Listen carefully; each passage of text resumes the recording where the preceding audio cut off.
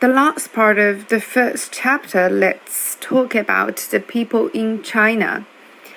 With population around 1.4 billion people, China is the world's most populous country, with around 19% of the entire world's population. That is about 1 out of every 5 people on the planet is Chinese. Let me just emphasize exactly how big that is. In China, we have traffic jams that can last not only hours, but days on a 15-lane highway. In China, even if you are 1 in a million, there are still 1,400 people exactly just like you. But my mom thinks I'm cool. Okay, that's great. Seriously though, China is packed. However, with a colossal population comes an endless broad spectrum of cultural tradition, people groups, customs, and lifestyles.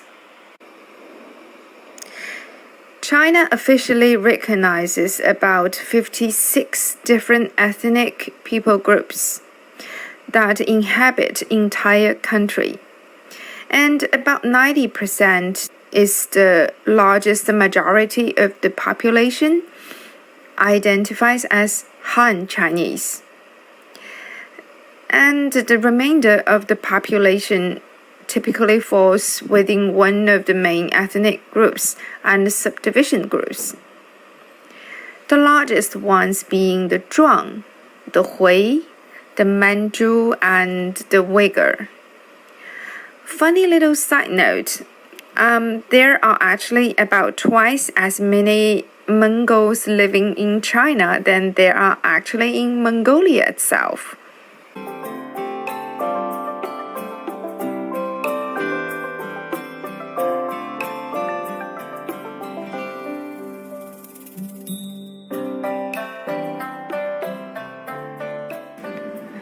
Given that the minority ethnic groups have incredibly distinct and contrasting cultural traits that differ from each other as well as the Han-dominated Chinese culture, 5 autonomous regions were set up.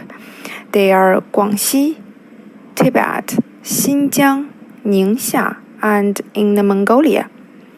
The system allows these autonomous regions to have extra special rights that don't apply to the rest of the provinces in China, so that the inheritance and development of the ethnic culture and tradition can be ensured. Besides these 5 autonomous regions, China has 23 provinces, 4 municipalities, that is Beijing, Tianjin, Shanghai, and Chongqing, and 2 special administrative regions, Hong Kong and Macau.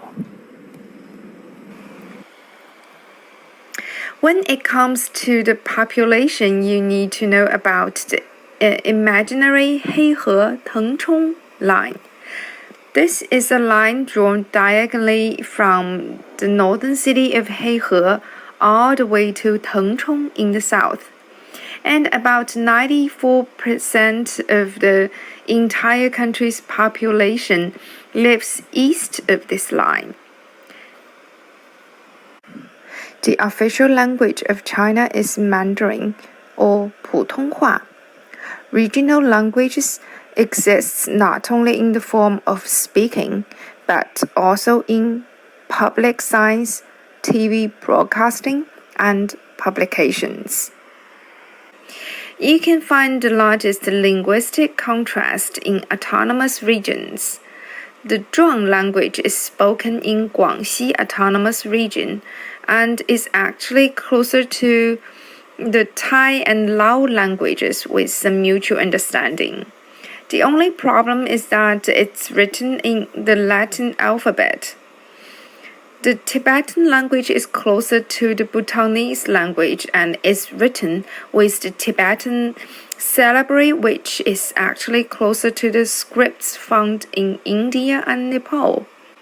So you can tell that a very close link, the cultural tie, has long existed between China and its Southeast Asia neighbors.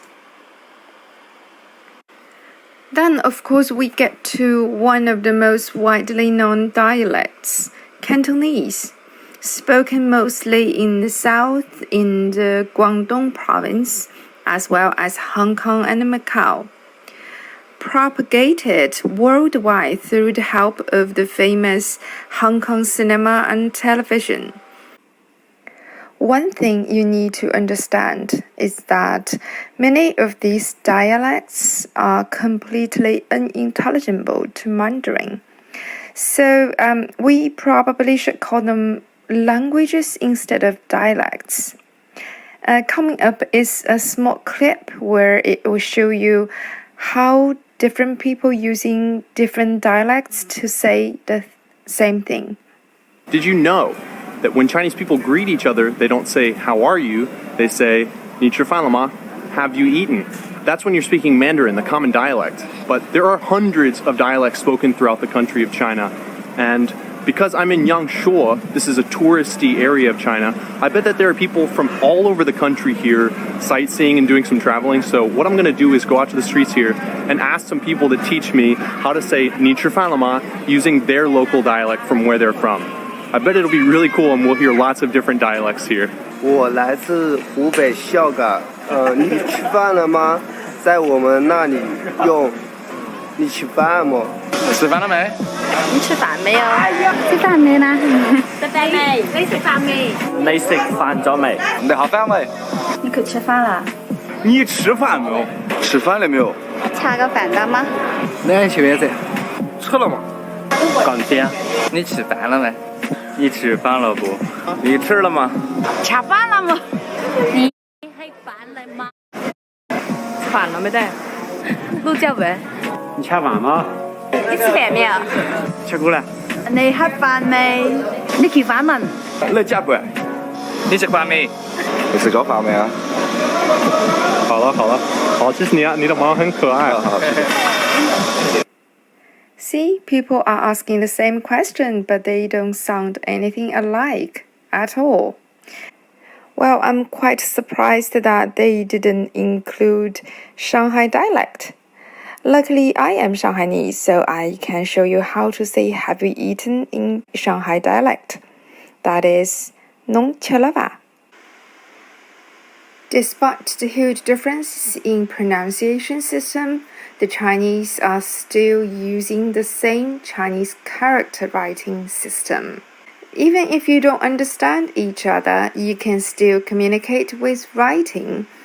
And this leads to an important issue that all of you will have to face. Soon you are starting to learn your Chinese characters and remember how important they are, and keep working on them.